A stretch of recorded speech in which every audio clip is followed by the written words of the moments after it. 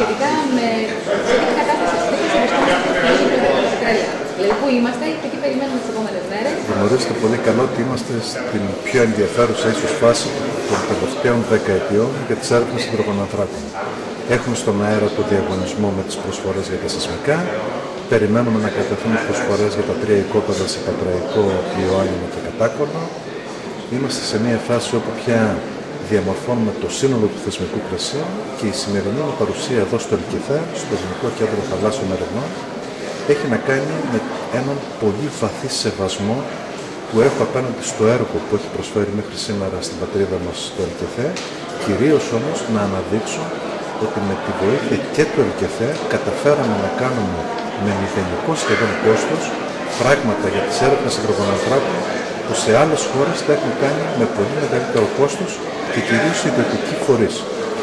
Άρα το ΕΛΚΕΘΕ ως ένας δημόσιος ερευνητικός φορέας με υψηλότερο επίπεδο επιστήμονες και με μια εξαιρετική υπευθυνότητα απέναντι στα ζητήματα των υδρογονανθράκων μας έχει βοηθήσει με χαρακτηριστικότερη περίπτωση την εκπόνηση της μελέτης περιβαλλοντικών επιπτώσεων στον Πατραϊκό και το Κατάκολο, όπου με πολλή ευαισθησία και μεγάλη επιστημονική τεκμηρίωση έχουμε καταγράψει όλα τα χαρακτηριστικά τα οποία θα μας επιτρέψουν και οι υδρογονάνθρακες να εξορίξουμε, άρα να έχουμε όφελος για το ελληνικό δημόσιο, αλλά και ταυτόχρονα να έχουμε ανάπτυξη του τουρισμού και προστασία της ποιότητας του θαλάσσιου περιβάλλοντος. Τις επόμενες μέρες αναμένουμε υπογραφή για τα ενεργειακά μεταξύ των χωρών. Τι θα γίνει?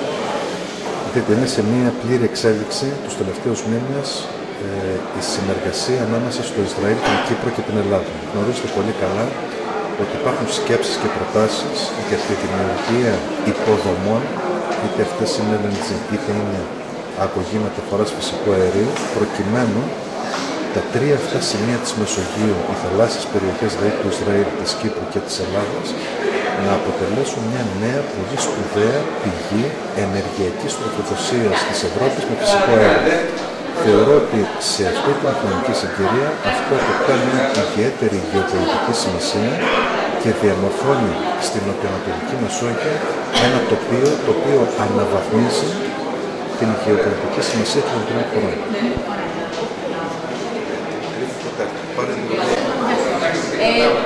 Τι είναι αυτό το οποίο κάνετε για τους υδρογονάνθρακες και κατά πόσο μπορείτε να συμβάλλετε στην έρευνα και την εξέλιξη?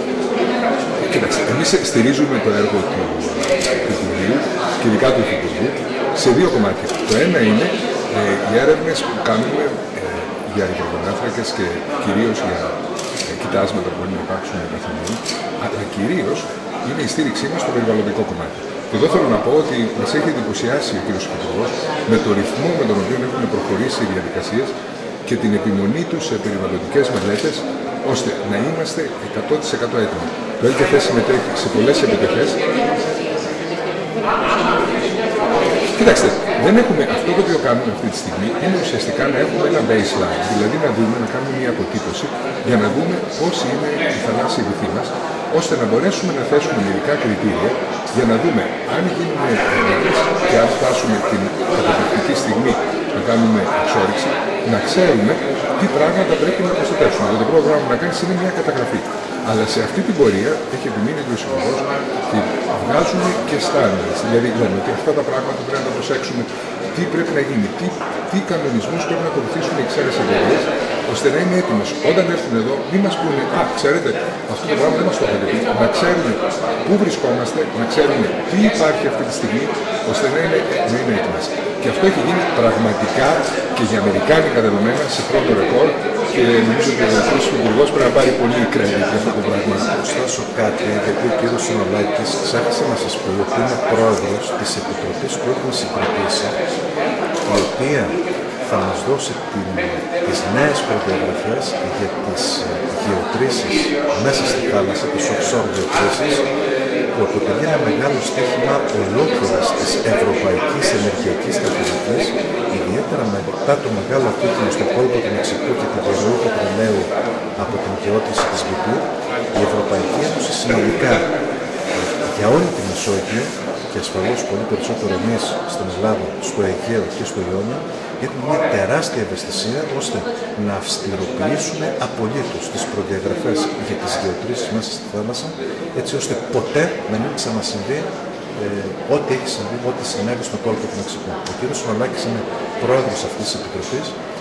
Η σε εισαγωγικά πολιτική εντολή που έχει πάρει όλη η Επιτροπή είναι να διαμορφώσουμε για τη χώρα μας τις αυστηρότερες περιβαλλοντικές προδιαγραφές σε παγκόσμιο επίπεδο. Να είμαστε η αυστηρότερη χώρα σε παγκόσμιο επίπεδο αναφορικά με τις προδιαγραφές των offshore γεωτρήσεων. Και σε αυτό θέλω να προσθέσω ότι ήδη κάνουμε προτάσεις στην ελληνική αντιπροσωπεία που είναι αυστηρότερες από αυτές που ζητάνε οι Ολλανδοί και οι Άγγλοι. Και είμαστε και γίνονται αυτή τη στιγμή διαμάχη με τους Άγγλους και τους Ολλανδούς, γιατί εμείς θέλουμε ακόμα πιο αυστηρά κριτήρια για τις δικές μας γεωτρήσεις.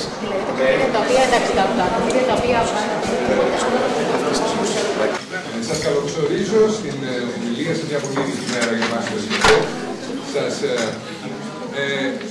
Κύριε Μαυρίκη, είναι μια πολύ ειδική μέρα για εμάς στο ΕΛΚΕΘΕ. Έχουμε τη μεγάλη χαρά να φιλοξενούμε τον Υπουργό, τον κύριο Ιωάννη Μανιάτη. Και εγώ θέλω να του κάνω μια πολύ σύντομη εισαγωγή, γιατί θα μιλήσει ο κύριος Γεωργόπουλος, καταρχάς σαν συνάδελφο καθηγητής.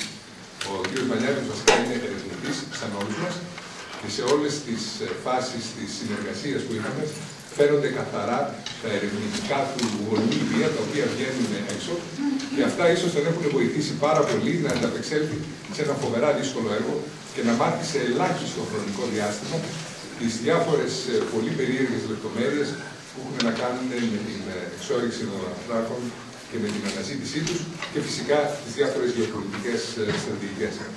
Ένας λόγος θέλω να σας πω που τον κάλεσα τον κύριο Μανιάτη να έρθει εδώ και σας ευχαριστούμε πάρα πολύ κύριε Υπουργέ, είναι όχι και μόνο για την άριστη συνεργασία που είχε με τον ΕΛΚΕΘΕ, που χρειάστηκε σε ελάχιστο χρόνο κατάλαβε και έμαθε τι μπορούσε να προσφέρει το ΕΛΚΕΘΕ, αλλά και κυρίως ο κ. Μανιάτης έχει το εξής μοναδικό από πάρα πολλούς ανθρώπους που έχω συναντήσει στην δημόσια διοίκηση. Ο κ. Μανιάτης είναι από τους ανθρώπους που θα σου πει «Α, ναι, να δούμε, θα το σκεφτούμε, ίσως, μάλιστα, ξαναπεράσετε, ξανατηλεφωνήσετε, μιλήστε με τον τάδε γι' αυτό».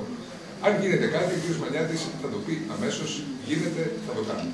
Αν δεν γίνεται, θα σας το πει αμέσως, αυτό το πράγμα, δυστυχώς, δεν γίνεται, ξεχάστε το. Και αυτό είναι ακριβώς κάτι το οποίο τουλάχιστον από την πλευρά της διοίκησης το εκτιμώ πάρα πολύ, γιατί δεν χάνουμε τον χρόνο μας να ζητούμε και να ξανακάνουμε και να κάνουμε διάφορα άλλα πράγματα και είναι κάτι που πραγματικά λείπει στη δημόσια διοίκηση, όχι μόνο στην Ελλάδα, διεθνώς.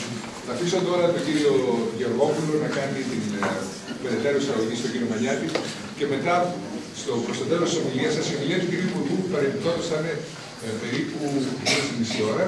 Μετά θα υπάρχει χρόνος να κάνουμε μερικές ερωτήσεις, αλλά έχει πολύ περιορισμένο πρόγραμμα, οπότε αν στο τέλος αναγκαστώ να κόψω τις ερωτήσεις, γιατί πρέπει να πάμε, θέλουμε να...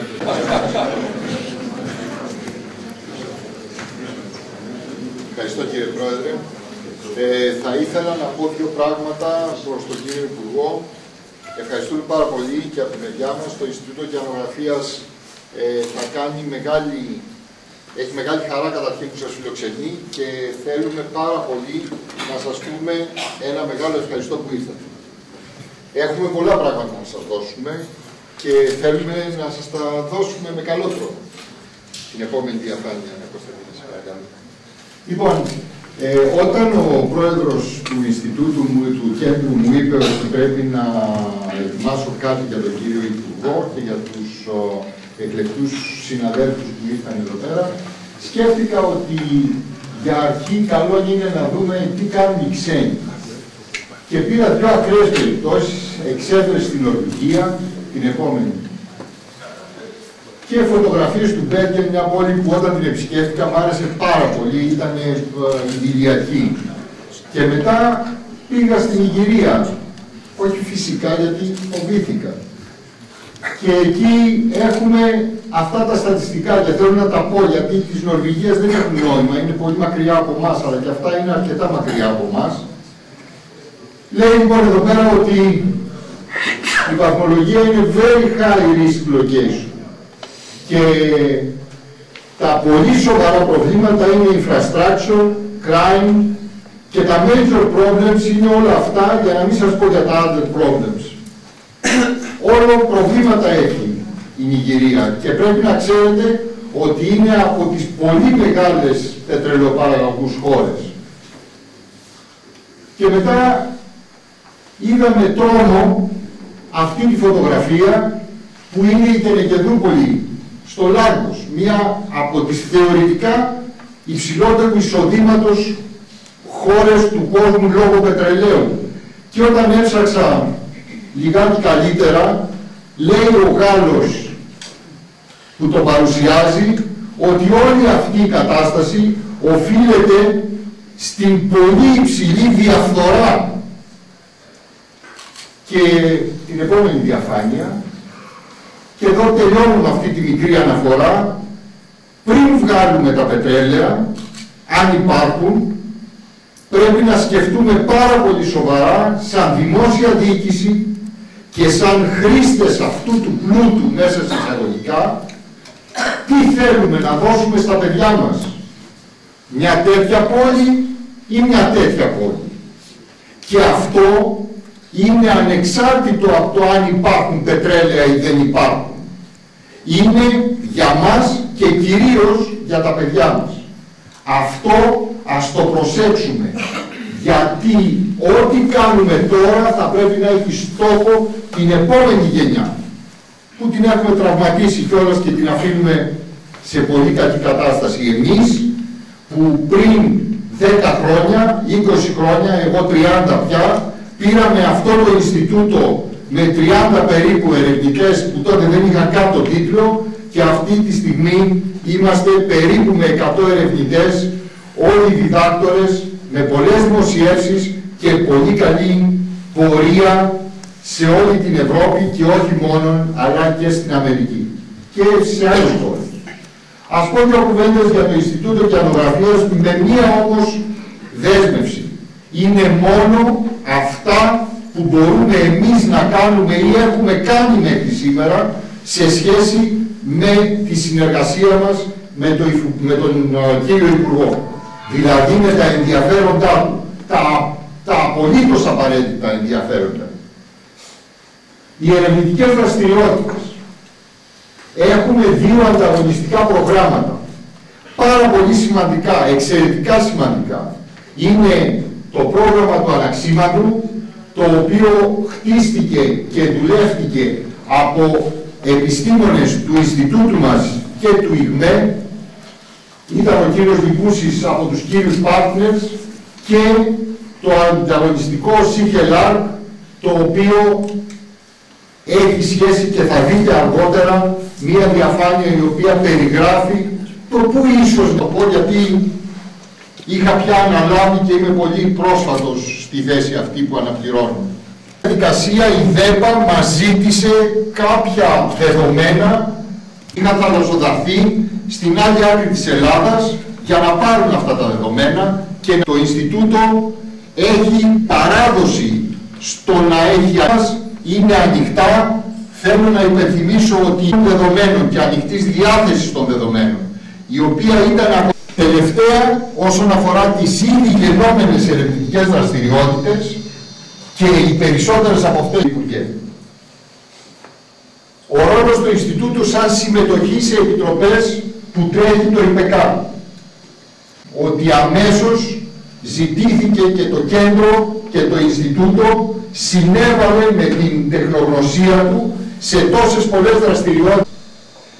Εδώ έχουμε μία από τις μεγάλες, και αληθινό αυτό να το ξέρετε, συμμετοχή στην Επιτροπή Ασφάλειας Υπεράκου των Ανθράκων, συμμετέχει ο κύριος Λικούσης. Προσβλέπουμε στη συνέχιση της συνεργασίας μας, κύριε Υπουργέ. Σε ποια διοίκηση, αυτό και το ξέρετε. Το ξέρουμε όσοι ασχοληθήκαμε με δημόσια διοίκηση, αυτά είναι τρίτης κατηγορίας απαιτήσεις. Προβλέπεται να καταδεθεί άμεσα πρόταση για την επεξεργασία των παλαιών καταγραφών, ώστε να είναι εύκολα προσβάσιμα και αξιοποιήσιμα τα δεδομένα από τους ενδιαφερόμενους. Και τέλος, ετοιμάζουμε πρόταση, αυτό κύριε Υπουργέ δεν το ξέρετε, που θα αφορά το περιβάλλον και τα ηχθειοαποθέματα της ευρύτερης περιοχής του Ιωνίου και του στενού Κρήτης, Αυτό θέλω να σας πω ότι ήρθε σήμερα το πρωί ο κύριος Κοντογιάννης στο γραφείο μου και μου είπε ότι εσείς, κύριε Υπουργέ, είπατε σε μια διάλεξή σας, σε μια παρουσίασή σας σε κάποια τηλεόραση, ότι απορείτε πως οι Νορβηγοί μπορούν να έχουν υψηλού επίπεδου περιβάλλον, καταπληκτικές ιχθυομονάδες και ταυτόχρονα αλία με παρουσία πλατφορμών. Αυτό ήρθε και μου είπε τρέχοντας ο κύριος Κοντογιάννης, και όταν μου του είπε, γιατί δεν το είχα ακούσει και εγώ και ζηλεύω ότι το κατάλαβε ο Χάρης, ήρθε και μου είπε, Δημήτρη, αυτό πρέπει να κάνουμε και να το πούμε στον Υπουργό. Και μπορούμε να το κάνουμε. Την έχουμε τη δυνατότητα, κύριε Υπουργέ. Το είχαμε ξεκινήσει πριν την τηλεόραση όμως. Ναι, αυτό είναι αλήθεια. Στην πρόταση. Η τηλεόραση ήρθε και καλέ πάνω σε αυτό που δουλεύαμε. Έτσι. Τώρα μερικά παραδείγματα για να δείτε και λίγο εικόνα, γιατί τώρα μιλάω πολύ εγώ. Αναξίμαντρος. Ορίστε, δώστε λίγο σοφάτε καλέ. Λοιπόν, στον Αναξίμαντρο, εκείνο που είναι η μεγάλη επιτυχία είναι η έβρεση ιδρυτών και αυτούς τους ιδρύτες που βγάλαμε στην επιφάνεια και αυτούς τους ιδρύτες που βγάλαμε στην επιφάνεια μετρήσαμε και την παροχή του μεθανίου. Είναι δημοσιευμένα και προχωράω. Τι κάνανε, δεν είμαι αρμόδιος, ούτε καν αριστογείτον δεν είμαι. Αλλά τα κόκκινα αστεράκια, μου είπε ο κύριος Λυκούσης σήμερα, ότι είναι τα σημεία από τα οποία βγάλαμε ιδρύτες. Τα άλλα αστεράκια ξέρουμε ότι υπάρχουν, τα έχουμε στο τσεπάκι, αλλά δεν τα έχουμε πάει να τα δούμε, να τα βγάλουμε δηλαδή τους ιδρύτες από εκεί.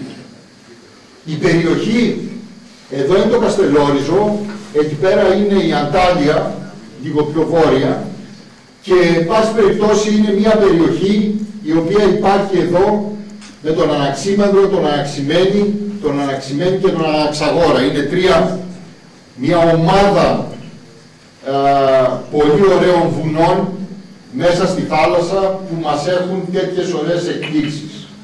Έχουν βρει η ερευνητική ομάδα και δύο μεγάλα ματ βολκάνος που τα ονόμασαν Αθήνα και Θεσσαλονίκη, γιατί νομίζω ότι όλοι κάτι κάνουν και κάπως ονομάζουν τους χώρους αυτούς και καλό είναι να έχουμε και εμείς κάτι τέτοιο.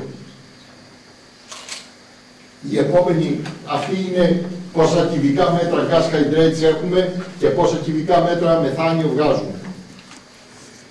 Η επόμενη δουλειά είναι η δουλειά που έκανε το CHLR με την κυρία Παπούλια, τον κύριο Μακρύ και αυτή την ομάδα η οποία είναι μια δυναμική ομάδα. Πέρασε το Κωνσταντίνα, εδώ είμαστε. Σήμερα συζητώντας ξανά με την κυρία Παπούλια μου είπε ότι η ελπίδα μας είναι κάτι σαν αυτό το στρώμα το οποίο πιθανότατα να μας δώσει πετρέλαιο. Προσέξτε, μη γίνουμε Νιγηρία, κύριε Υπουργέ. Προσέξτε. Από προχθές που το είδα, με έχουν ζώσει τα φίδια. Αυτή είναι η δουλειά που είχαμε κάνει στο πρόγραμμα Δαναός. Ήταν μια δουλειά υποδομής και αυτή τη στιγμή χρειάστηκε, τη δώσαμε τζάμπα. 20.000 μονάχα. Δεν είναι ο στόχος μας ο πακτολός που θα βγουν από τα πετρέλαια. Εκείνο που θέλουμε είναι να μπορέσουμε με τους μισθούς μας να κάνουμε τη δουλειά μας και να πληρωθούμε για τα προγράμματα που κάνουμε. Αυτό σας το λέω να το διαβάσετε στους συναδέλφους σας του Υπουργείου Παιδείας. Το επόμενο. Η δουλειά που έκανε για σας και που την έχετε παραγγείλει. Ήταν υπεύθυνη η κυρία Πάγκου, και νομίζω, κύριε Υπουργέ, τις απαιτήσεις σας τις καλύψαμε. Και ευχαριστώ.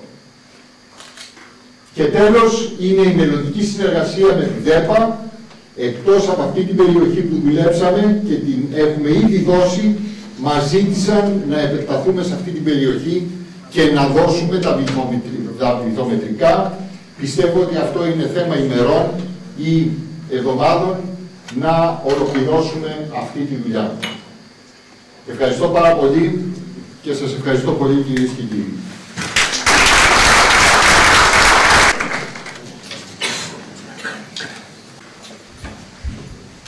Τώρα, όπως καταλαβαίνετε, εγώ αισθάνομαι πάρα πολύ όμορφα που είμαι ανάμεσα σε συναδέλφους κυρίως.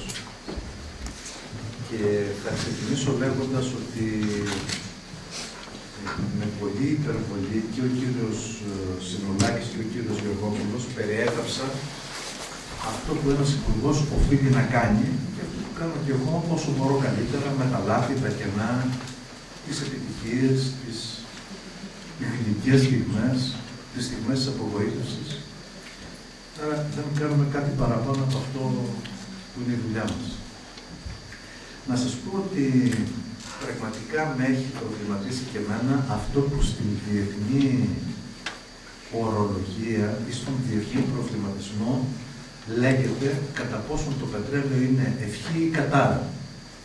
Βλέποντας την Νορβηγία από τη μια και την Ιγυρία από την άλλη. Και συμφωνώ μαζί σας ότι ουσιαστικά αυτό συνιστά και το μεγαλύτερο στίχημα της χώρας. Κατά πόσον δηλαδή θα έχουμε την οριμότητα ως κοινωνία συνολικά να αξιοποιήσουμε τον βέβαιο, γιατί είναι βέβαιο ότι έχουμε υδρογονάνθρακες, σε ποια ποσότητα θα το δούμε, αλλά πώς μπορούμε και αν μπορούμε να αξιοποιήσουμε τους υδρογονάνθρακες με έναν τρόπο που ταυτόχρονα θα συνιστά διαδικασία απόλυτου σεβασμού στην προστασία του περιβάλλοντος και επιπλέον να μπορεί να γίνεται με πλήρη διαφάνεια και προς όφελος του κοινωνικού συνόλου. Εδώ λοιπόν, κοιτώντας στα προβλήματα της Νιγηρίας, ότι το μεγαλύτερο ίσως πρόβλημα είναι η διαφθορά, πρέπει να σας πω ότι τουλάχιστον σε αυτό το θέμα η Ελλάδα έχει δώσει μια σαφή και ξεκάθαρη απάντηση με την αντίθετη λέξη, τη λέξη διαφάνεια. Και πρέπει να σας πω ότι υπάρχει δέσμευση και του Υπουργείου, αλλά και νομίζω όλου του πολιτικού συστήματος της χώρας, ότι δεν θα γίνει τίποτε σε αυτόν τον τομέα χωρίς να προκυρηθούν πρώτα διεθνείς διαγωνισμοί που θα μεγιστοποιούν το όφελος του ελληνικού δημοσίου και δεν θα γίνει επίσης τίποτε χωρίς αυτό να περάσει από την βάσανο, την κριτική και τον έλεγχο της Βουλής των Ελλήνων, άρα του κάθε πολίτη χωριστά. Κατά συνέπεια, θεωρώ πως σε αυτόν τον τομέα έχουμε κατακτήσει μια ωριμότητα η οποία μπορεί να μας επιτρέψει να είμαστε αισιόδοξοι για το προσεχές μέλλον. Και εδώ επιτρέψτε μου να πω πάλι ότι θεωρώ πως είναι μια μεγάλη κατάκτηση όλων μας το γεγονός ότι σε αυτά τα μεγάλα θέματα, στα θέματα μείζωνος σημασίας όπως η αξιοποίηση υδρογονανθράκων, έχουμε και μια διακομματική συνένεση. Μάλιστα πρέπει να σας πω, θα σας το δείξω στη συνέχεια, εγώ με επιστολή μου προς όλους τους αρχηγούς των πολιτικών κομμάτων της Βουλής, πριν 10 μέρες περίπου 15, ζήτησα να μου στείλουν βουλευτές εκπροσώπους προκειμένου να συμμετέχουν διαρκώς στην πλήρη ενημέρωση των κομμάτων της Βουλής για οτιδήποτε κάνουν. Και ήδη όλα τα κόμματα μου έχουν αποστείλει εκπροσώπους. Και μάλιστα ή την Δευτέρα ή την Τρίτη είναι η πρώτη συνάντηση της Επιτροπής. Σε αυτό το θέμα, με λέξη κλειδί την διαφάνεια και την διακομματική συνεννόηση, τολμώ να πω ότι έχουμε βάλει ένα καλό θεμέλιο για τις επόμενες δεκαετίες που θα εξελιχθεί η αξιοποίηση των υδρογονανθράκων στην χώρα. Είναι τον Τριψάνα, τον οποίο σας τον έχω πάρει και δεν ξέρω αν θα σας τον δώσω ποτέ πίσω, ότι είναι ένας από τους 5 όλους και όλους δημοσίους υπαλλήλους, και το τονίζω, γιατί θεωρώ μεγάλη μου τιμή και μεγάλη μου περηφάνεια ό,τι έχουμε κάνει μέχρι τώρα, ό,τι έχει κάνει το Υπουργείο, ό,τι έχει κάνει η Ελλάδα, να το έχουμε κάνει όχι πληρώνοντας ακριβοπληρωμένους ξένους συμβούλους, αλλά αντίθετα το έχουμε κάνει με ερευνητές, με στελέχη της διοίκησης, με στελέχη του ΕΛΚΕΦΕ και του ΙΔΜΕ και με κόστος σχεδόν 0. Αυτό θεωρώ πως είναι μια πολύ πρακτική, άμεση και αποτελεσματική απάντηση στο μεγάλο ερώτημα που απασχολεί όλους μας, που μας απασχολεί τους πολίτες, αν η Ελλάδα μπορεί. Αυτή η μικρή ομάδα των 10-15 ανθρώπων που τα έχει κάνει όλα αυτά τα ενδιαφέροντα και καλά πράγματα στον τομέα των υδρογοναθράκων, είναι μόνο δημόσια λειτουργία, είναι μόνο άνθρωποι που δεν έχουν πάρει μια δραχμή, 1 ευρώ ως αμοιβή, και είναι Έλληνες πολίτες που αγαπάνε την πατρίδα τους, που δουλεύουν με ανιδιοτέλεια και που τους αρέσει αυτό που κάνουν. Άρα αυτό σημαίνει ότι υπάρχει μια καλή προοπτική σε αυτό το τομέα. Για να τελειώσω τα εισαγωγικά μου, γιατί όπως καταλαβαίνετε μου αλλάξει το όλη την σύγχυση, αλλά δεν πειράζει. Να πω το εξής. Αισθάνομαι έναν πολύ βαθύ σεβασμό για τη δουλειά που έχει κάνει το ΕΛΚΕΘΕΡ. Εγώ το ΕΛΚΕΘΕΡ το ήξερα μόνο ως καθηγητής πανεπιστημίου και λίγο από μακριά. Δεν το ήξερα από κοντά. Το γνώρισα τον τελευταίο 1,5 χρόνο. Και όπως επίσης ήξερα από μακριά και το ΙΓΜΕ. Πρέπει να πω, επειδή είμαι τώρα στο ΕΛΚΕΘΕ, ότι θεωρώ πως ίσως να είναι ένα από τα καλύτερα ερευνητικά Ινστιτούτα της χώρας. Διεπιστημονικά και σε όλους τους τομείς της έρευνας, μιλώντας κανείς. Την εμπιστοσύνη μου δεν σας την χάρισα, την κερδίσατε. Και την κερδίσατε όχι μόνο με την ποιότητα της δουλειάς σας, αλλά την κερδίσατε και γιατί εγώ θεωρώ ότι στο επιστημονικό σου αντικείμενο, αν δεν βάλεις και την αγάπη, αν δεν βάλεις και το μεράκι, δεν βγαίνει κάτι που να αποπνέει θετικό πράγμα.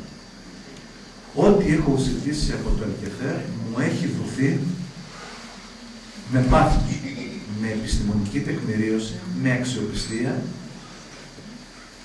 και πρέπει να σας πω και πάρα πολύ φτηνά. Δηλαδή, 2 στρατηγικές μελέτες περιβαλλοντικών επιπτώσεων, ιδίως ΔΕ, που παραδώσατε στο χρόνο τους και με πολύ καλή αξιοπιστία, σε ότι ήταν κάτω από το 10% της κανονικής τους αξίας. Άρα ένα μεγάλο ευχαριστώ. Κυρία Πάγκου, το χτυπόξασε, είναι εις Πάγκου. Πάμε τώρα σε αυτό που έχω ετοιμάσει. Θα επιδιώξω, επειδή φαντάζομαι ότι αρκετοί από εσάς έχετε δει διάφορες παρουσιάσεις μου, θα επιδιώξω να είμαι γρήγορος και να σταθώ μόνο σε αυτά που θεωρώ πως είναι κάτι καινούριο, ώστε να μας δοθεί ευκαιρία μετά να συζητήσουμε. Απλώς να βλέπω την οθόνη, τίποτε άλλο.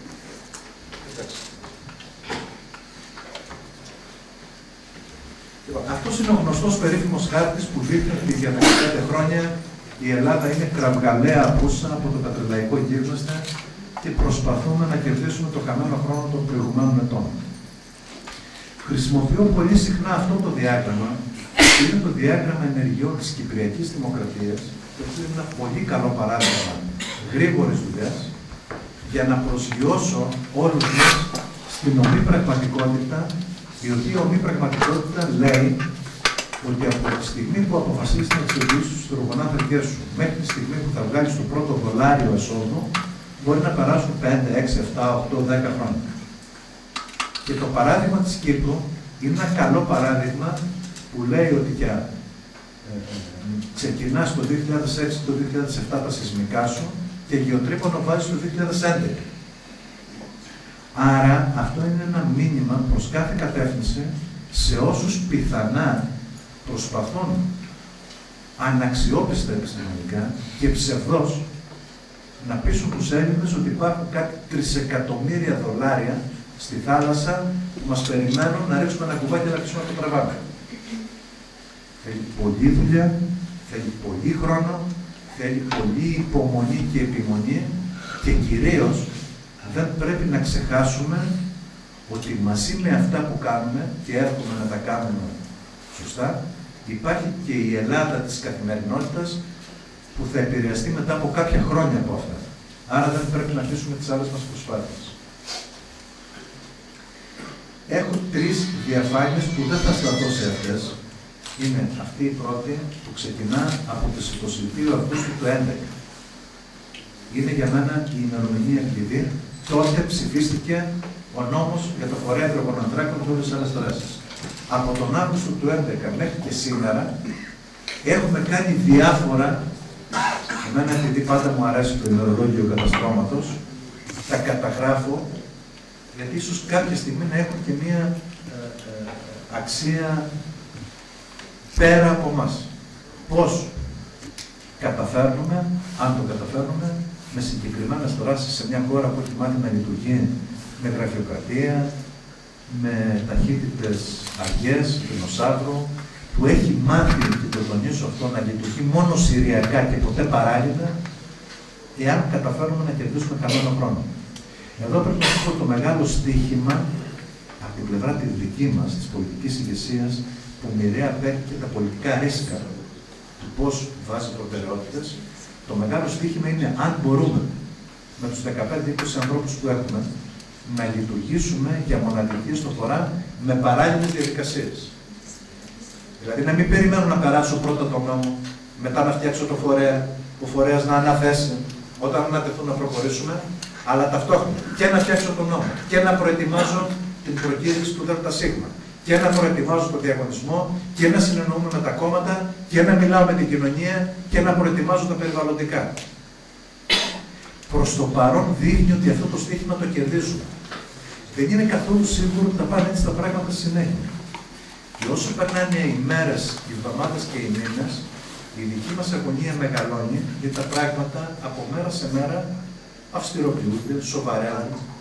Έχεις να κάνεις με κολοσσούς οικονομικούς που διαθέτουν επιτελεία τεχνικά και νομικά που δεν μπορεί να τα συλλάβει η Ελλάδα, άρα είναι ένα διαρκές καθημερινό στοίχημα. Πού σταματάω στο υπαριθμό 26 και 27 βήμα μας από τον Αύγουστο του 2011 μέχρι σήμερα, που είναι η διαμόρφωση της Διακομματικής Επιτροπής Υδρογονανθράκων.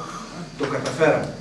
Καταφέραμε να καθίσουμε στο ίδιο τραπέζι όλα τα κόμματα της Βουλής και για ένα θέμα εθνικό, ένα σπουδαίο εθνικό θέμα που θα τραβήξει σε δεκαετίες, θα βρούμε έναν τρόπο συνεννόησης. Με διαφωνίες ασφαλώς, αλλά θα μιλάμε μεταξύ μας. Και το προχθεσινό ευχάριστο μήνυμα, η Ελλάδα επελέγει από το Διεθνές Ενεργειακό Φόρουμ, το φόρουμ στο οποίο συμμετέχουν 88 χώρες παραγωγή πετρελαίου, η μεγαλύτερη παραγωγή πετρελαίου και φυσικού αερίου, και χώρες καταναλώτριες υδρογονανθράκων, είναι το 90% της παραγωγής και κατανάλωσης υδρογονανθράκων του κόσμου, συμμετέχει σε αυτό το φόρουμ, μας έδωσαν μία θέση στο Διοικητικό Συμβούλιο, στην Εκτελεστική τους Επιτροπή, αναγνωρίζοντας την προσπάθεια που γίνεται το τελευταίο χρονικό διάστημα. Και αυτό θεωρώ πως συνιστά μια καλή τιμή για την πατρίδα μας. Έχω ετοιμάσει μία διαφάνεια, δεν θα σταθώ σε αυτήν, ίσως την αφήσω. Είναι ένα απόσπασμα από μια πρόσφατη ομιλία του Σταύρου Δήμα, του Υπουργού Εξωτερικών, και αφορά την αποκλειστική οικονομική ζώνη, ζητήματα εξωτερικών σχέσεων της χώρας και το πώς προχωρούμε. Κυρίως κάνει αναφορά σε αυτό που νομίζω για όλους εμάς που ασχολούμαστε με τους υδρογονάνθρακες ήταν ένα σημαντικό βήμα μπροστά στη διασφάλιση των εθνικών μας δικαιωμάτων. Είναι το άρθρο 156 του νόμου 4001 που μιλά για την ΑΟΣ. Και χαίρομαι πάρα πολύ γιατί ο Σταύρος Δήμας είναι ένας πάρα πολύ σοβαρός άνθρωπος, χειρίζεται με πολλή υπευθυνότητα τα ζητήματα της εξωτερικής πολιτικής και μπορώ να πω δημόσια ότι είναι ίσως η πρώτη φορά τις τελευταίες δεκαετίες που υπάρχει τόσο στενή συνεργασία ανάμεσα στο Υπουργείο Εξωτερικών και στο Υπουργείο που διαχειρίζεται τα θέματα της ενέργειας, ώστε να βαδίσουμε πραγματικά τα δύο Υπουργεία με πλήρη ταύτιση. Να σημειώσω ότι επίσης συγκροτήσαμε πριν περίπου 1,5 μήνα μια κοινή διυπουργική επιτροπή με επικεφαλής τους γενικούς γραμματείς των δύο κομμάτων, η οποία επιτροπή κοιτά, συνεξετάζει και συναποφασίζει για όλα τα ζητήματα που αφορούν τα δύο υπουργεία. Αυτή η διαφάνεια μου αρέσει γιατί λέει με απλά λόγια τι μπορεί να περιμένει κανείς. Από ένα βαρέλι πετρελαίου που κάνει $100, ορισμένοι αναλυτές εκτιμούν τα επόμενα χρόνια μπορεί και να φτάσουμε τα 150. Όλοι μας ευχόμαστε να μην είναι έτσι, γιατί αυτό σημαίνει ένα τεράστιο βάρος για τις οικονομίες όλων των κρατών. Από ένα βαρέλι $100, οι εκτιμήσεις είναι ότι το έσοδο, αφαιρώντας κανείς τις επενδύσεις, τα λειτουργικά κόστη και όλα αυτά, το έσοδο του δημοσίου είναι της τάξης του 30 με 40% και άλλο τόσο τα καθαρά έσοδα περίπου του αναδόχου, της αναδόχου εταιρείας. Εδώ θέλω να σημειώσω κάτι. Επειδή είμαστε καλοί στη χώρα μας να φτιάχνουμε νόμους, αλλά να ξεχνάμε μετά πώς εφαρμόζονται οι νόμοι, πρέπει να σας πω ότι για μένα έχει πολύ μεγαλύτερη σημασία τους μηχανισμούς ελέγχου των αναδόχων θα φτιάξεις, παρά το πόσο πιο ψηλά θα προσπαθήσεις να πας τα έσοδα του δημοσίου. Γιατί αν δεν έχεις καθαρό, διαφανή, έντιμο, αποτελεσματικό, επιστημονικά τεκμηριωμένο μηχανισμό ελέγχου και παρακολούθησης των δράσεων του όποιου αναδόχου, ό,τι ποσοστό και να έχεις πάρει στα χαρτιά είναι κενό γράμμα, διότι απλούστατα έχουν αυτοί οι μηχανισμούς πολύ ισχυρότερους από τους δικούς σου. Άρα είναι πολύ σπουδαίο να μπορείς να παρακολουθείς το τι γίνεται σε κάθε γεώτρησή σου. Σε αυτή τη διαφάνεια είναι μία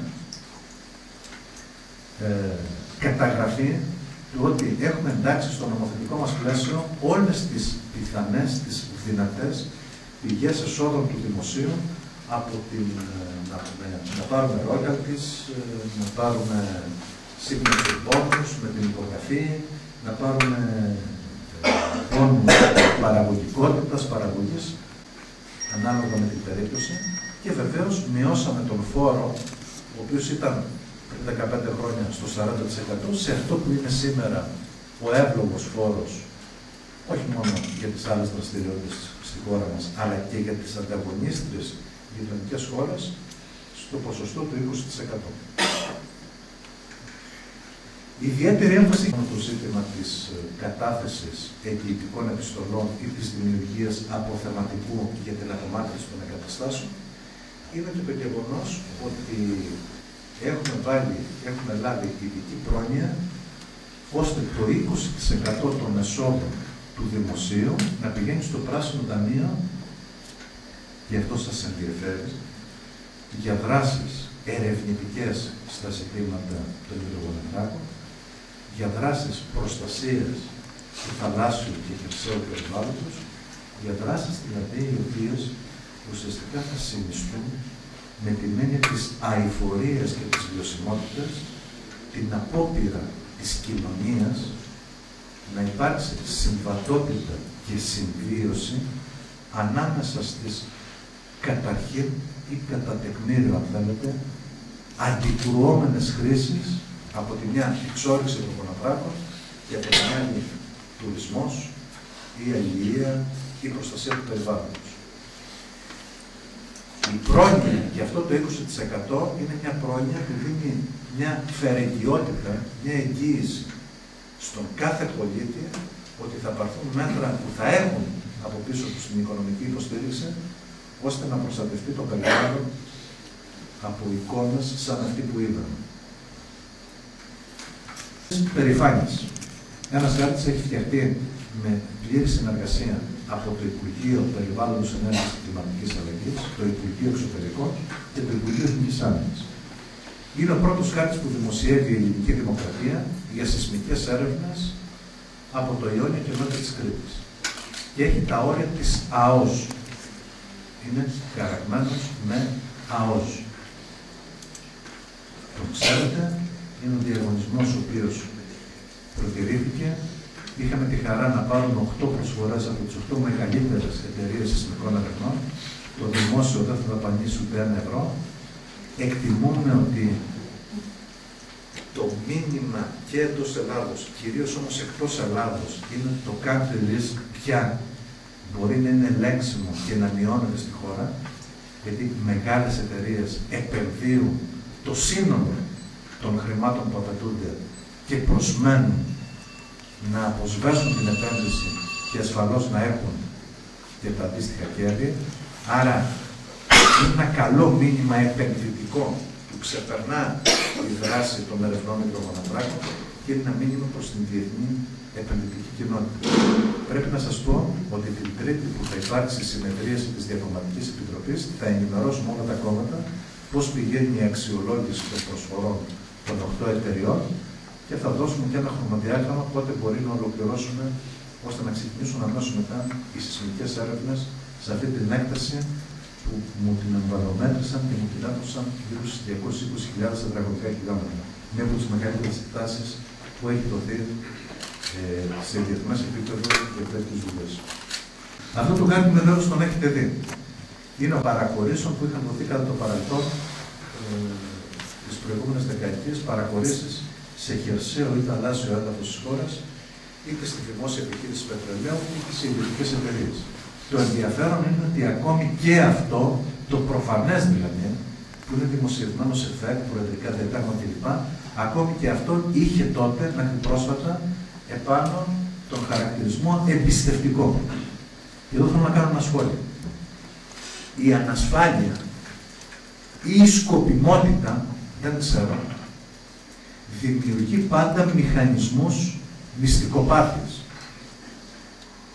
Με αποτέλεσμα να δημιουργούνται πάρα πολλές φορές σενάρια, μύθοι, μυθοπλασίες επί ενός θέματος που όταν μπει στην ουσία του δεν εμπεριέχει ούτε ίχνος, ούτε στοιχείο μυστικότητας. Γιατί να είναι μυστικό σε ποιες περιοχές η Ελλάδα έχει δώσει έρευνες, αφού όλα είναι δημοσιευμένα στα ΦΕΚ. Το λέω αυτό γιατί αυτή τη λογική την ανατρέπουμε απολύτως το επόμενο εξάμηνο. Θα δώσουμε στη δημοσιότητα τα πάντα. Όλα. Ό,τι στοιχεία έχει το ελληνικό δημόσιο, το Εθνικό Αρχείο Υδρογοναθράκων, θα τα δώσουμε υπό όρους και προϋποθέσεις βέβαια, στη δημοσιότητα, ώστε ο κάθε ερευνητής, ο κάθε πολίτης, ο κάθε επενδυτής να μπορεί να δει τι στοιχεία έχει η Ελλάδα, άρα να μπορώ ως χώρα και ερευνητικό ενδιαφέρον να προσελκύσω, κυρίως όμως να προσελκύσω και επενδυτικό ενδιαφέρον. Γιατί όσο περισσότεροι ξέρω τα αντικειμενικά σου δεδομένα, τόσο πιο ελκυστικός γίνεσαι ως χώρα επενδύσεων. Όσο λιγότεροι το ξέρω, τόσο πιο ωφελημένοι είναι οι λίγοι και τόσο απομακρύνεις τους πολλούς. Άρα αυτό θα ανατραπεί απολύτως. Η διαφάνεια αυτή είναι μια διαφάνεια έδειξε το 1997, ήταν τα 6 κόπαδα τα οποία δόθηκαν σε γύρο παραχωρήσεων. Από αυτά τώρα τα 6, στα 3 από αυτά, στο οικόπεδο του Κατακόλου, του Πατραϊκού και των Μηνανίων, βγαίνουμε εμείς σε open door, είναι η διαδικασία την οποία έχουμε σε εξέλιξη. Είναι τα 3 αυτά οικόπεδα, για τα οποία το ΕΛΚΕΘ ετοίμασε της ΣΜΠΕ. Έχω βάλει εδώ το πώς δημοσιεύτηκε το 1997 στο αντίστοιχο ΦΕΚ ο χάρτης, για να έχουμε και μια εικόνα έτσι διαχρονική και ιστορική. Και ζήτησα να μου χρωματίσουν ένα από τα οικόπεδα που δείχνει πόσο η τεχνολογία πια έχει αλλάξει, πόσο διαφορετικά. Εδώ έχει μια υπογραφή πολύ σπουδαία, είναι η υπογραφή του Σάκη Κτοπονία στο αντίστοιχο ΦΕΚ. Και με πολύ συγκίνηση και σεβασμό νομίζω το βλέπουμε. Έτσι δημοσιεύτηκε τότε ο διαγωνισμός για τα 6 κόμματα. Σε αυτούς τους δύο χάρτες βλέπει κανείς πώς περίπου διαμορφώνονται οι γραμμές οι σεισμικές και οι γεωκρίσεις στις περιοχές που μας ενδιαφέρουν, κυρίως στις περιοχές της Δυτικής Ελλάδας. Και εδώ τώρα πάνω στα λιμέρια των σεισμολόγων και τα δικά σας, θα τα προσεγγίσω με προσοχή και σεβασμό για να μην με απορρίψετε, τουλάχιστον να κερδίσω τη βάση. Ουσιαστικά εδώ δίνουμε σεισμικές γραμμές που υπάρχουν με τα διαφορετικά χρώματα είναι διαφορετικές χρονολογίες. Και εδώ είναι τα grids των σεισμικών γραμμών στην περίπτωση του Πατραϊκού και του Κατακόλλου. Και γνωρίζετε ότι αυτά ουσιαστικά σε κάποια άλλα είναι τα στοιχεία τα οποία είναι τα στοιχεία που θα προσελκύσουν ή δεν θα προσελκύσουν εταιρείες να καταθέσουν προσφορές. Και εδώ μου ετοίμασαν τα παιδιά, η ομάδα που δουλεύει, αυτό που ονομάζουμε οι επιστήμονες τα metadata, δηλαδή το περιεχόμενο του περιεχομένου, τους τίτλους του περιεχομένου, τι περιέχει η κάθε σεισμική γραμμή ή η κάθε γεώτρηση ή η κάθε παραχώρηση. Βλέπει κανείς δηλαδή ποια στοιχεία είναι ενδιαφέροντα. Επαναλαμβάνω, με διαφορετικό χρώμα είναι οι διαφορετικές χρονολογίες. Και οι γεωτρήσεις και οι γραμμές οι σεισμικές. Περιβάλλον. Εκτός από αυτά που κάνουμε, είχαμε ζητήσει από το Πολυτεχνείο, το Εθνικό Μετσόβιο Πολυτεχνείο, να μας κάνει και μια μετάφραση των αντίστοιχων κανονισμών της Νορβηγίας. Η Νορβηγία θεωρείται από όλους ότι είναι το κορυφαίο παράδειγμα ταυτόχρονα και αξιοποίηση των μοναφράκων αλλά και προστασία του περιβάλλοντος. Άρα θεωρήσαμε, εγώ τουλάχιστον το θεώρησα πάρα πολύ σημαντικό για τον πολίτη να μπορώ κάποια στιγμή να το δώσω στη δημοσιότητα, να αυτά εφαρμόζει η Νορβηγία, πάντα στα ελληνικά, όχι μόνο για τους επιστήμονες, καταλαβαίνουν αγγλικά, αλλά για τον κάθε πολίτη και συγκρινέτα με αυτά που θα υιοθετήσουμε εμείς. Ώστε στο επίπεδο πια της διαφάνειας της δημοκρατίας, της λειτουργίας της δημοκρατίας, να έχει μέτρο σύγκρισης με την χώρα που έχει τις υψηλότερες περιβαλλοντικές προδιαγραφές. Αυτό λοιπόν είναι το εξώφυλλο της μελέτης που μας παρέδωσε το Πολυτεχνείο για τους τεχνικούς κανονισμούς και τα διάφορα άλλα χαρακτηριστικά του νορβηγικού συστήματος προστασίας του περιβάλλοντος.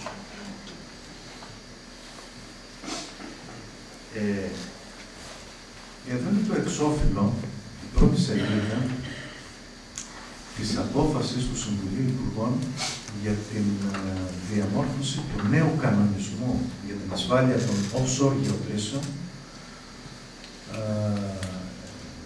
Μια απόφαση η οποία πάρθηκε μετά την τραγική παγκόσμια εμπειρία στον κόλπο του Μεξικού. Η οποία νομίζω ότι είχε ως αποτέλεσμα να ξυπνήσουν πάρα πολλές συνειδήσεις και πάρα πολλά μυαλά και ελπίζω και αρκετές δημόσιες διοικήσεις σε παγκόσμιο επίπεδο. Γιατί θέλω να κάνω ένα σχόλιο. Έχει μεγάλη σημασία επειδή η Μεσόγειος ουσιαστικά είναι ένα από τα πιο ευαίσθητα παγκόσμια οικοσυστήματα που είναι σχεδόν κλειστό. Έχει λοιπόν μεγάλη σημασία και μας νοιάζει όχι μόνο εμείς να έχουμε αυστηρές τεχνικές προδιαγραφές ή περιβαλλοντικές, αλλά μας νοιάζει πάρα πολύ ως μεσογειακή χώρα εξίσου αυστηρές προδιαγραφές να έχουν και οι βορειότεροι γειτονές μας και οι νότιοι γειτονές μας και οι δυτικοί γειτονές μας και οι ανατολικοί γειτονές μας. Μας νοιάζει λοιπόν πάρα πολύ πολιτικά να οθήσουμε τις κυβερνήσεις όλων των μεσογειακών κρατών να έχουν όσο το δυνατόν πιο αυστηρές προδιαγραφές τεχνικές και περιβαλλοντικές, κυρίως για τις offshore γεωτρήσεις. Εμείς με μια απόφαση δική μου του Δεκεμβρίου του 2011, πριν λίγο καιρούς, συγκροτήσαμε την αντίστοιχη Εθνική Επιτροπή με πρόεδρο τον κύριο Σενολάκη και με τη συμμετοχή 15 υψηλότερο επίπεδο επιστημόνων και από ιδρύματα και ερευνητικούς φορείς, όπως το αρχιεφέτο με τα πολυτεχνία και το τεχνικό επιμελητήριο, αλλά και από τις δημόσιες υπηρεσίες. Αναφέρομαι στο λιμενικό, αναφέρομαι στο Υπουργείο Εργασίας και Υγιεινή και Ασφάλεια Εργαζομένων, αναφέρομαι στο σύνολο της δημόσιας διοίκησης που μπορεί να έχει ένα λόγο στο πώς πρέπει να διαμορφωθεί το νέο θεσμικό πλαίσιο. Έχουμε δώσει μία μόνο εντολή στην Επιτροπή. επειδή η δουλειά της θα είναι να στηρίξει την ελληνική συμβολή στο Συμβούλιο Υπουργών Ενέργειας όταν θα συζητηθεί ο καινούριος κανονισμός για τις offshore γεωτρήσεις. Και εδώ, επειδή τα πράγματα δεν είναι ούτε αθώα, ούτε απλά, γνωρίζετε πολύ καλά ότι υπάρχουν και οικονομικά, αλλά και εθνικά συμφέροντα, τα οποία δεν θέλουν αυστηροποίηση των προδιαγραφών των offshore γεωτρήσεων. Η εντολή δική μας στην Εθνική μας Επιτροπή είναι η Ελλάδα να τοποθετηθεί κατά τη συζήτηση στο Συμβούλιο Υπουργών Ενέργειας και στη συνέχεια στο Ευρωκοινοβούλιο με τις αυστηρότερες προδιαγραφές από όλα τα υπόλοιπα κράτη-μέλη. Είναι προφανές, γιατί την έχουμε δώσει αυτή την εντολή, μια χώρα σαν την Ελλάδα, με το θαλάσσιο περιβάλλον που έχει, με την εξάρτηση του τουρισμού μας από την ποιότητα του θαλάσσιου περιβάλλοντος, και νομίζω ότι σε 1-2 μήνες θα έχετε τελειώσει, κύριε Συνοδάκη. Θα έχετε τελειώσει. Αυτό το έδειξε μέσα στην Κεφαλονιά. Και συζητούσαμε, γιατί σε διαφορετικά επίπεδα είναι άλλος ο προβληματισμός. Στην Κεφαλονιά εχθές το ζήτημα δεν ήταν όλα αυτά που συζητάμε, ήταν και αυτό, κυρίως όμως ήταν πώς αντισταθμιστικά θα πάρουν και πώς αυτά θα κατανεμηθούν σε κάθε δήμο και σε κάθε περιφέρεια. Αλλά έτσι είναι η δημοκρατία, ο καθής έχει την δική τοπική γωνία. Εγώ λοιπόν έδειξα εχθές τις δύο διαφάνειες, τη μία για τη στρατηγική μελέτη περιβαλλοντικών επιπτώσεων του Πατραϊκού και την άλλη για την αντίστοιχη του Κατακόρη. Είναι δύο μελέτες που τις έκανε το ΕΛΚΕΤΕ με τεράστια έκπληξη για δημόσιο φορέα, μάλιστα πριν τελειώσει το αντίστοιχο χρονικό διάστημα. Και όταν μου ρώτησα την υπηρεσία αναφορικά με την ποιότητα του περιεχομένου, γιατί αυτό είναι μια μεγάλη αγωνία, γιατί αντιλαμβάνεστε ότι θα υποστεί τον έλεγχο και επιστημών